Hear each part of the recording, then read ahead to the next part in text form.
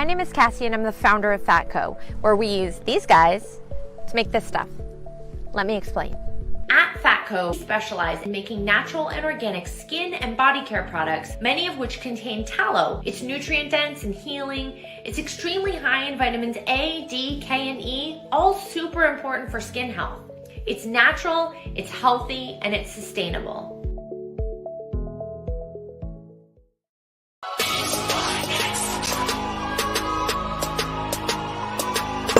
People are saying, oh yeah, when you're finals MVP, you are now the best player on the planet. To me, that makes no sense whatsoever. I don't care if it's a week, 2, 4, 6, 7, 8. Who do we appreciate? LeBron James. That's who y'all gotta start appreciating. And you gotta stop disrespecting this man. Stop disrespecting the GOAT.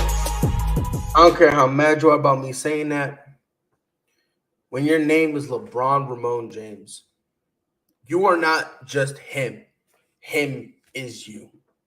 Ladies and gentlemen, what it do, baby, as the kids say in the streets, it is your boy Pride. Welcome to another episode of the Prideful Takes podcast. We got a pretty big show in store. Obviously, the Super Bowl is tomorrow, and I have to waste my time to subject myself with the Chiefs versus the 49ers. Yay. And then obviously we're going to get into some of the trades because it was a little quiet for the NBA trade deadline. Then some stuff happened. Some stuff was good moves, some were bad moves, and some just made me laugh just, for one reason or another. But before we get into it, the NFL honors, they came and went. I just want to touch on one thing before we get into the trades. I saw a lot of people on Twitter. I'm sorry, X. Can't call it Twitter no more. Upset that Joe Flacco won Comeback Player of the Year. Weirdest thing in the world. I didn't comprehend that at all in the slightest. People were saying, oh, Damar Hamlin, he, quote, almost died. That was basically like their entire thing was he almost died, and then he made it on the roster, so he should have won. Before I get into anything, I just want to say it right off the off. Damar Hamlin was ass when he was healthy, and the man was still ass when he came back. If you're not ready for that conversation, it is what it is. Listen, what happened to him was unfortunate. Glad he's alive. No debate. I'm glad he's alive. But I will say this right now. Man did not deserve it. Just throwing it out there. I just want to throw that out there because I know a lot of people are going to be all mad and stuff like that. Frankie, what it do, baby? He says, Lakers signed Spencer Dinwiddie. Just waiting for him to clear waivers. I don't know if that's a good thing for y'all, respectfully. Spencer Dinwiddie, for me, he's always been an overrated underachiever. And what I mean by that is he'll give you one game where you're like, yo, this dude is it. He's great. He's amazing. He's awesome. Then when you start to really bank on him, man forgets how to play basketball. It's crazy. It's a revolving door with him. So, yes, he was waived, but he was waived because Buddy just didn't fit what Brooklyn wanted. Same reason why the Detroit Pistons waived Killian Hayes. Well, it's kind of different because Spencer Dinwiddie, at least he's kind of a veteran and he does have some savvy. And if you put him in the right role, maybe he could flourish. So he does have some hope. Killian Hayes is just dog shit. I don't know any other way to say it. The guy is just dog shit. He's pure dog shit. Like, I get it. The Pistons drafted him in the first round. Cool. Like, the fact that he got drafted, period, is like the world's greatest mystery. Him getting traded is why people believe the earth is flat. That's just kind of the reality of it. Because if this motherfucker can get drafted and he's doo-doo in the fucking butt, and then they give him opportunity after opportunity after opportunity, and then him and his people talk about, yeah, we want to get out of Detroit because we're better than Detroit. Bro, Bro, you're not even better than their G League affiliate. The hell? The fuck? This is why I keep telling y'all, we gotta stop giving Make-A-Wish kids a legitimate chance. We gotta stop, because then it gets to their head, and then look, we don't need a bunch of Killian Hayes running around this planet, okay? One is already too much. One is already too fucking much. Frankie says, reminds me of D-Lo, and I'm assuming he's speaking about Spencer Dinwiddie. And yeah, he does kind of give you D-Lo vibes, where he'll give you 1 or 2 games where it's like lit, and then you start to bank on him, and then, you know, can't handle that. It says OKC just signed a Bismack Biyombo for the rest of the season, which I guess is for depth. Maybe. I guess. I don't know. That didn't really make a whole bunch of sense. Not saying it's a bad move, but it just, I don't know. He doesn't really do anything. He's probably not even really going to play unless they're planning to rest some of their youngsters. But even then, why? You know, it doesn't make sense. But to each their own. But let's get into some of the trades that happened right before the trade deadline. Literally, a bunch of these happened right at 0 hour. First one, which we're gonna go from most recent to and down. The first one, the Dallas Mavericks made a trade with the Charlotte Hornets. So the Mavs received PJ Washington, a 2024 second round pick, and a 2028 second round pick. And the Hornets received Grant Williams, Seth Curry, and a 2027 first round pick. Now, I just want to say one thing. Remember how earlier I said some of this kind of made me laugh? This is what I mean. So, long story short, you guys have all probably seen it.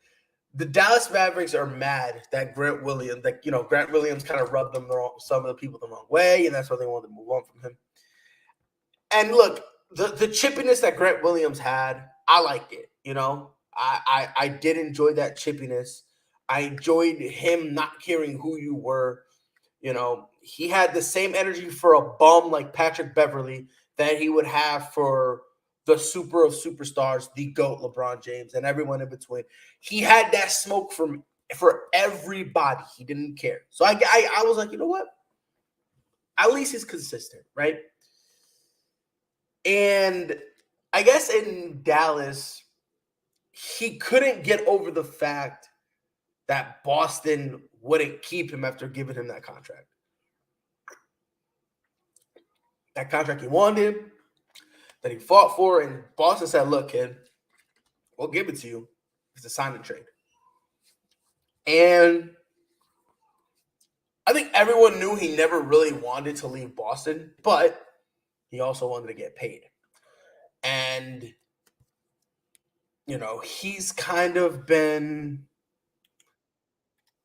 I'm trying to find the right word to say, because underwhelming could be, you know, a good way to describe it. But I think one of the big problems was that I think it was Game 7 against the Bucks. He did his thing. He went crazy, and I think that's a problem because when you see someone do that, you trick yourself into thinking this guy can do that on a night in, night out basis. Like, people kind of they forgot when the Dallas Mavericks first got Grant Williams, their thing was he's going to be our third option and our second option when, you know, depending on who you're resting and all that stuff. So they were kind of hyping this move up to the moon. So it's kind of funny how they got sick of him. But in terms of Dallas, they got PJ Washington, who I've always felt like PJ Washington, he is a guy that if you give him the consistent amount of touches and opportunity, you will love having this kid on your team. He's a hustle kid. He's got a solid, you know, like he knows what to do with the ball. He's got some good post moves. Has no problem passing the ball out. Like, you know what, if he's getting doubled, he understands it and he knows how to hit the open guy. Good on crashing the boards. Offensively and defensively, he's very solid. And I'm looking at a guy that the only time for the most part that he's not really getting a lot of points is when they're really dropping, you know, his minutes. Outside of that last game he played, he was pretty solid. There's like, he's giving you, 15, 22, 26, and he's in a system where there's no system, meaning he's just wandering aimlessly and just they're gonna shoot. Okay, cool. Let me see if I can get this board. Like they really don't try to do anything with him. 9 times out of 10, he's with the second unit, which again to me made absolutely no sense whatsoever, especially with Gordon Hayward going down for the foreseeable future. He's been out for a while, but him going out for the foreseeable future, I felt like that was an opportunity for you to be able to get PJ Washington into the starting lineup and at least give him the opportunities. And granted, he has made some starts here and there, but it's been mostly if we have to start you, we will start you, which to me, I think it's dumb. I think this is a kid that really can't play. And for Dallas, you get one of the biggest problems they've had, what? Size. Pause. Yeah, pause. That's kind of been the problem. Now you get a youngster who's big, pause, and able to fill the I'm just going to say pause at the end, but fill the void that they've been needing to be filled. Another guy that can go out there and give you double digits. You know what I mean? If you give this kid enough minutes, he could give you a double-double. Like, he's got that in him. When he's hot, he's hot. But what I like about him is when he starts feeling that he's cold, he's got no problem at all kind of falling back. And I know pause. I know, but it got to the point that I was going to be saying too many pauses. So I'm just going to put a mega pause at the end of it. Because for sure, I'm saying a lot of questionable stuff, big homie. But for Dallas, I love it for sure. I think it's great. You move on from a guy like Grant Williams, who obviously they really weren't feeling him. They move on from Seth Curry, who they were like, I don't want to say it's an experiment, so to speak. I feel like I don't want to put a phrase like that, but I do feel like when they had Seth, they were more along the lines of like, hey, look, we've seen you when it comes to being able to go and get your own bucket. And I feel like they wanted him to try to do that. You know, fingers crossed what's going to happen if Kyrie doesn't come back, we need something. And then they try to put him coming off the bench. And it's like they've just never been able to really find something consistently for Seth. And there's been a lot of times where he's not even playing, which is a shame. It really is a shame because he's not a bum. He's not a bum at all. He's not his brother for sure, but he's not a bum. So it's kind of, you're going from one place to another where he's not going to get touches. And now you're going to go to a system that's like completely discombobulated. So maybe he'll be able to get some touches. So overall, when it comes to Charlotte, I have no idea really what they're thinking. I mean, hey, you got a 2027 first round pick, and let's see where that goes, I guess. But even then, it's like, I have no idea what Charlotte is doing, what their game plan is, what they're thinking. Like, it's crazy. MJ left the organization. You could have fooled me. I would think his dumbass is still running it. Yeah, I called MJ a dumbass. Fight me. Before I move on, for all the PJ watching stuff, pause officially. All right. So next one. This one made me laugh, and it tickled me in a very special way. Pause. So it was a three-team trade between Philly, Indy, and San Antonio. So Philly gets Buddy Hield from the Pacers, and the Pacers get Furkan Korkmaz from the Sixers and cash considerations. They get Doug McDermott from the Spurs. They get a 2024 first-round pick and a 2029 second-round pick. Now, these are picks that have already been dealt around. So those picks originally belonged to the Raptors and the Blazers respectively. So it all depends on where they line up. And the Spurs get Marcus Morris, a 2029 second-round pick, which that pick originally belonged to the Clippers, and cash considerations. This is why I think it's funny. And if people think I'm being disrespectful, I guess I'll be disrespectful. I do like Buddy Hield. I think he's a very solid guy. Classic shooter. Man can get stupid hot, you know. Obviously, you know, he can be super cold. You know, I get it. Here's why I think it's funny. So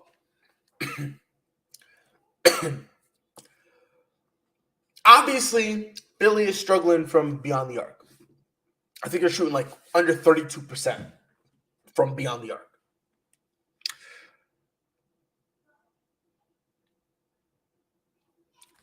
He might help with that, but that's not your big problem. Your big problem is that your front court is kind of, well, look, your front court was already weak and decimated, right? Outside of Joel Embiid, it's just, I guess, Joel Embiid and friends, right? So Embiid's out, so your front court is already struggling. So it's weird for you to go bring in another guard. Now, people are going to say, hey, you know, he's top 20 when it comes to three-pointers made. And I get that, you know. I get that. I think he's got over, I think it's like over 135 threes he made. You know. Great. But again, he's one of those shooters that doesn't understand when he's cold. How many times have we seen Buddy Hield, instead of, okay, my shot's not falling, let me try to adjust and figure something out. This team is still giving up an astronomical amount of points. He won't help with that. Sure, maybe he'll give them more, but again, let's not pretend that Buddy Hield can go out there and give you 20, 22, 23 points per game. I think that's also another issue that people are not fully comprehending. That for some reason they just believe, oh yeah, this is the place for Buddy Hield to be able to, you know, to be able to get his points. Like, I don't understand. I mean, sure, I think in his career, he's averaged 20 maybe once. I know he averaged 19 one year, I think 20 another, you know, early on in his career. But, like, the way I'm looking at it is, when I say early in his career, I mean early. I mean back then type of stuff. And there's nothing that shows you that he can do that consistently. He's just not that. So to pretend that Buddy Hield coming in is going to help them without Joel Embiid, okay, cool. But here's another problem. He's the type of dude that needs the ball in his hands to feel the ball, right? Because we've seen Buddy Hield a couple times go 0 for 2, 0 for 3, and then he starts getting his groove. The problem is when you have a player like Joel Embiid, he is not going to afford anybody else the ball like that. Because Joel Embiid needs 50, 60 shots a game. Excuse me. Ideally for them, if Joel Embiid can literally play every minute and every possession he gets the ball, that's how Philly wants to play. That's kind of their ideal, if it was possible. I don't think this does anything. It's not really good or bad. I think it's kind of just like, okay, cool, you get another shooter. Congratulations. I guess that's another guy that you kind of want to give an option to. But again, it gives me the same vibes same team, when they kind of traded everything and their only shooter to get Jimmy Butler. and their only shooter was JJ Redick. And what happened? It got rough because they knew, okay, JJ Redick is really the only shooter. After that, it's over. Like, we're chilling. Like, if we can stop him, we'll take our chances with everybody else in terms of shooting. And this kind of gives me that same vibe. Tyrese Maxey, now that he's getting that number one attention, he hasn't been looking so hot. He hasn't been looking so hot. This was the opportunity he wanted. He got it. And listen, I'm going to give him props because he's not running away from the moment. So I'll give you props in some respect. But the reality, bro, is man don't look the same. He don't look the same at all. And like I said, I ain't trying to be rude or disrespectful to Pip, but he just ain't it, I think is what the kids be saying nowadays. So, look, Philly wasn't going to win nothing anyway. We all know the vibes, bro. Boston in 5. And if anyone got a problem with it, Boston in 4. Who's beating us? Not a single soul. You feel me? Daryl Morey did all this foolishness just to still be a loser. Still believe in the process? You know who never needed a process? You want to know who never needed? Brad Stevens. Old Brady Brad. Brady Stevens. GM of the year. That's my guy. That's my GM. Robert Scott says that's because Maxey's not a number one. Let's see, we got to remember though, Rob. It's easy to say that now, Rob. Remember, when he was cooking, a lot of people kind of had that energy with him, like, yo, this kid could be a number one. Got to remember, there was legit conversations that this kid could be a number one. Now, I'm not saying a number one and overtaking Philly, but a number one guy as in, oh, Joel Embiid's down again. That's fine. This kid can carry us to the promised land, you know? And a lot of people just saw what they saw and loved it. Other people was just like, hold on now. Can we see this kid be the number one for something more than 4 games? Because if he's cooking for 4 games, that's cool. But now that you're going deeper and deeper and deeper, into this stretch without Joel Embiid, and now you're looking up and they're like 4-12, you're like, damn. And it's not like 4-12 and he's doing good. This kid is struggling bad. I don't want to say he sucks because I do like Tyrese Maxey. I do think he's a solid player. He's very good. But I think what we kind of forgot, this is giving me Isaiah Thomas vibes. Before Isaiah Thomas came to Boston, people he was a good scoring machine off the bench. Like, he was your perfect 6 man. Like, if he was your 6 man, you were in a good spot.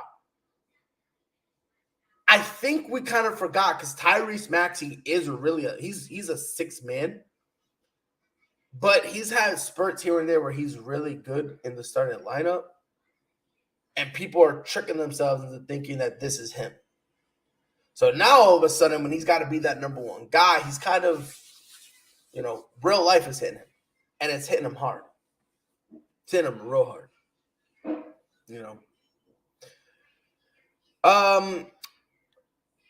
Another one I wanted to talk about that just genuinely confused me. I don't know why this happened. Literally a head scratcher because, Thunder and the Charlotte Hornets been a trade, so that's Charlotte twice on this list. And the Thunder received Gordon Hayward, who I don't understand because he's still hurt. He's still home.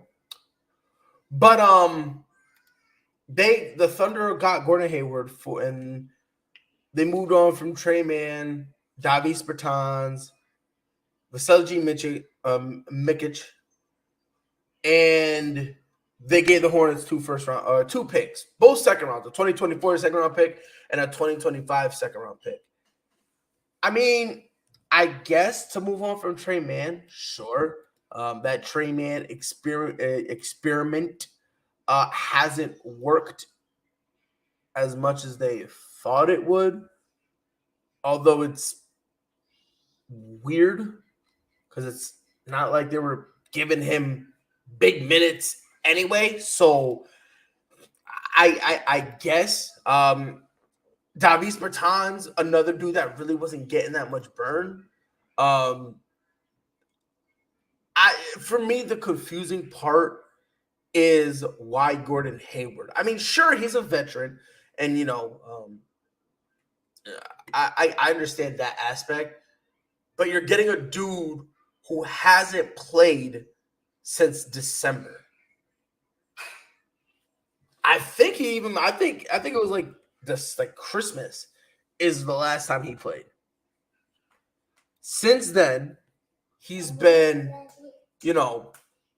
kind of, he might play. Oh, he won't play. Maybe he'll play this time. He won't play this time. It's kind of just been this weird roller coaster thing where he's questionable, then he's not. And he's questionable, and then he's out. And it's like every time they kind of reevaluate his situation,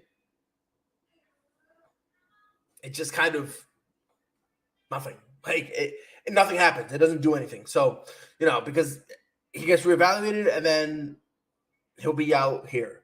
And then he gets reevaluated again. Oh, remember how we said he'll be back before January? Now it's further back. And now they're saying the earliest he'll be activated would be after the All-Star break. So, to each their own, I guess. And like I said, Gordon Hayward, another dude I like, but right now he's becoming a liability because all he's doing is just constantly being hurt. And like they say, the best ability is availability, unless you're Killian Hayes. Just be unavailable forever.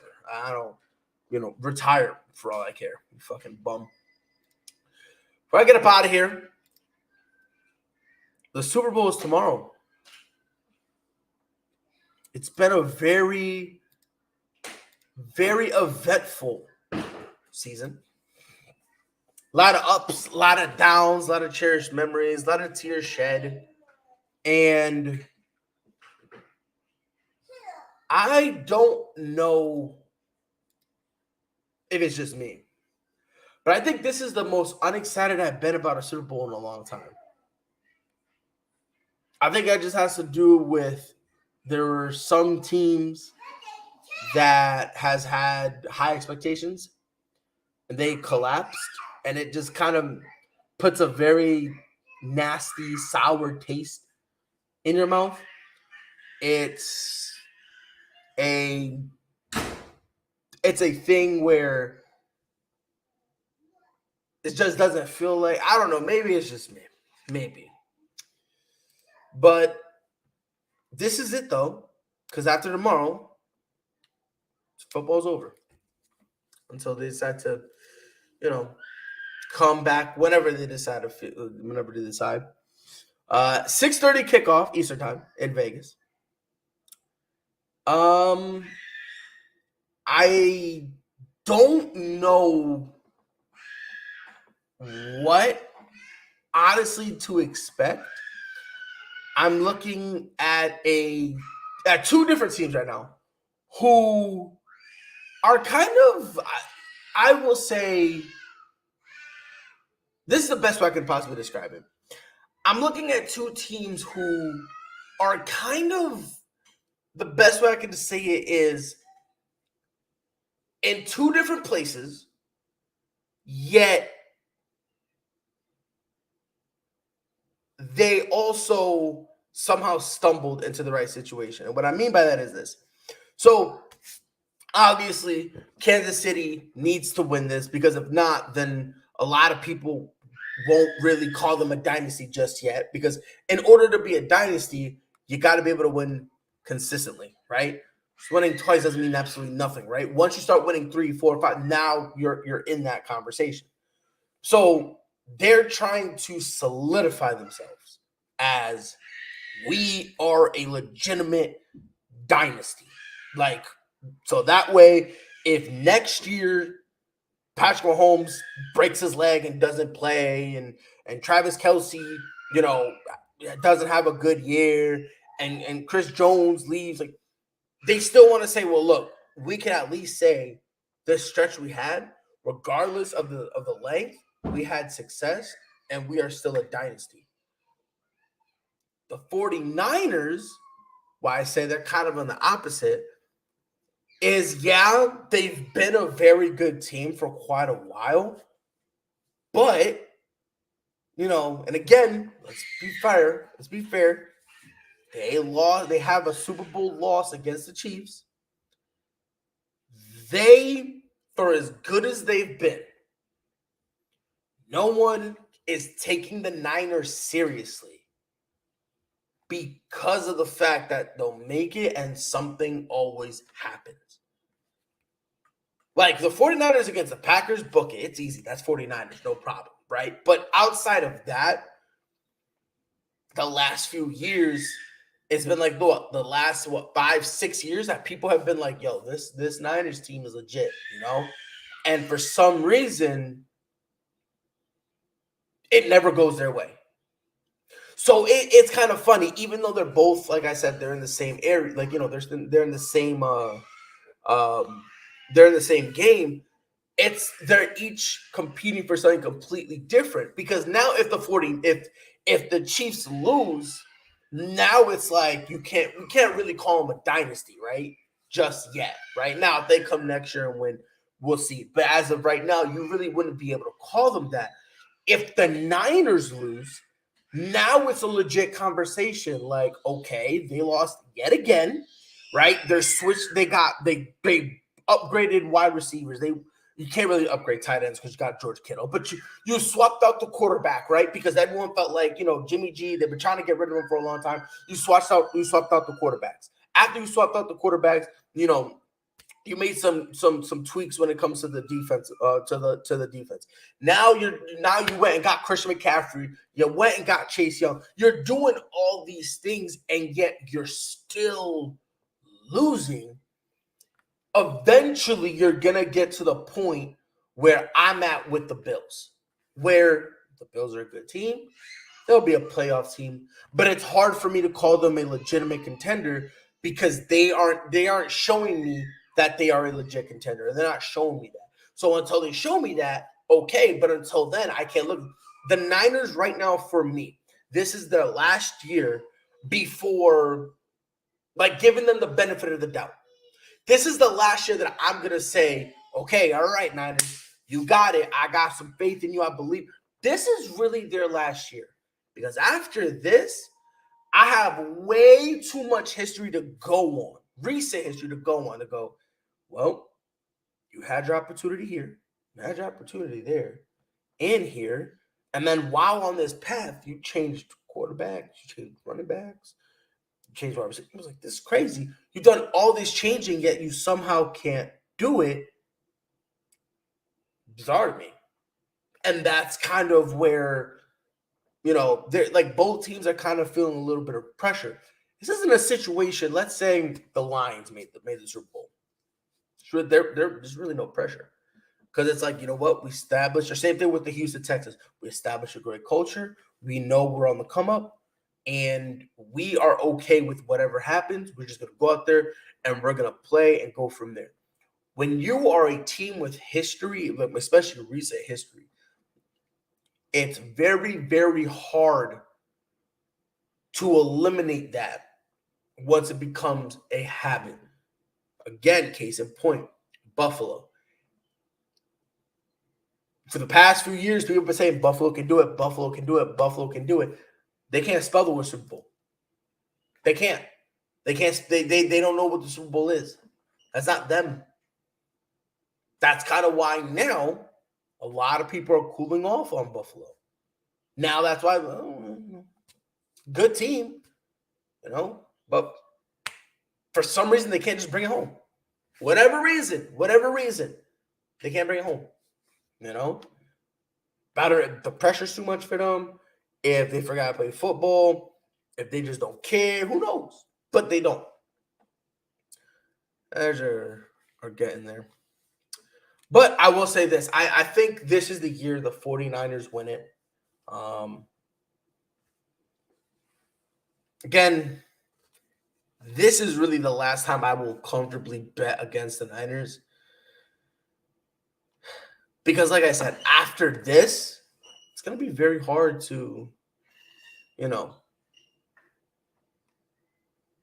going to be very hard to take them serious. I will take the 49ers 32-27. I think it'll be a close game. I think Christian McCaffrey really eats. And just like it's been the entire year, I think they go as far as Christian McCaffrey takes them. Because if Christian McCaffrey starts eating, it's easy to do play action, check down, because that's what Brock Purdy's good at. Just getting the ball out of his hand quick, like check downs. We're not going to go do that. It's just boop, done. You got plenty of playmakers around you. Plenty. So it's not like he's got to elevate anyone, right? Obviously, you already got George Kittle. You got Brandon Ayuk. You got Deebo Samuel. You got good guys who can do their thing. Never mind the fact that you can also line up Christian McCaffrey, with screens, or you can also line him up at receiver, which is kind of why we're seeing a different Christian McCaffrey, because you're seeing him line up kind of what he did back in college at running back and receiver. And that's kind of what made him stay healthier, because in Carolina, poor man, they were beating him to the ground. But like I said, I think, the 49ers go as far as Christian McCaffrey takes them. And I think Christian McCaffrey does his thing. I think he goes definitely over 100 yards easily, rushing, I'll say overall, because I do see them lining him up a lot more. Because that's one of the good things that the 49ers do kind of have, where they can kind of spread you out to the point where you feel very uncomfortable. Because when they're all spread out, who can you double? No one. You really can't double anyone, because if you double someone, let's say you go and double Deebo, George Kittle is going to be wide open easily. You want to double Kittle? Fine. Brandon Ayuk is gonna be open. You want to go double Brandon Ayuk? That's fine. Christian McCaffrey is gonna see it. All of a sudden, he runs a cute little 3-yard slant, gets hit in the middle, or just kind of does like a little screen thing, and now they got a complete different conversation. So I do think that them being able to spread the field is going to be a very, very huge advantage for them. But like I said, I do got the San Francisco 49ers. But that being said, I think this is the last year. I'm just going to speak for me now. This is the last year that I'm going to be taking the Niners legitimate. Because if they don't win after this, now it's going to be a point where look at everything you've changed. And you're still losing. You're still losing. Like, you're not a bum team. You're not a powering franchise.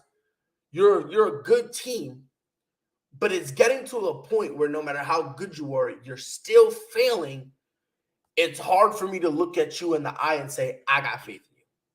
So, San Francisco, if you let me down, it doesn't matter. I mean, it's not my team anyway. My team is going through a rebrand. Yeah. Through a rebrand. Cody, finish the story. I promised myself I wasn't going to do this, but finish the goddamn story. It's been 2 years, and I'm exhausted. Dwayne is a heel.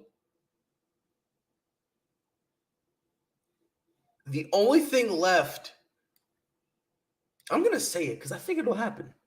Stone Cold is going to come back and be with Cody. And then it's really going to feel like we're going back in the day. Except, there's going to be Triple H with a suit, because he can't wrestle because he's got that hard thing. So, but he'll be there. And for a moment, it'll just be them three in the ring. And it'll just be like, this kind of gives me a little bit of the feels. But that's enough for me, ladies and gentlemen, boys and girls. Thank you for spending some time with me on this glorious Sunday. Again, or Saturday. Tomorrow will be the Super Bowl. Who do you think is going to win? Let me know. If you're wrong, I'll tell you. I might call you an idiot. Who knows? You know, I'm a very international hater, by the way, is going to be my new name because I am just a glorified hater. It's been real. I appreciate y'all spending some time with me. It has been your boy Pride, and I will be back here next week to talk more shit about your favorite team. Until then, y'all know what to do. Be safe. The fact that people are saying, oh yeah, when you're finals MVP, you are now the best player on the planet, to me, that makes no sense whatsoever. I don't care if it's a week, 2, 4, 6, 7, 8. Who do we appreciate? LeBron James. That's who y'all gotta start appreciating. And you gotta stop disrespecting this man.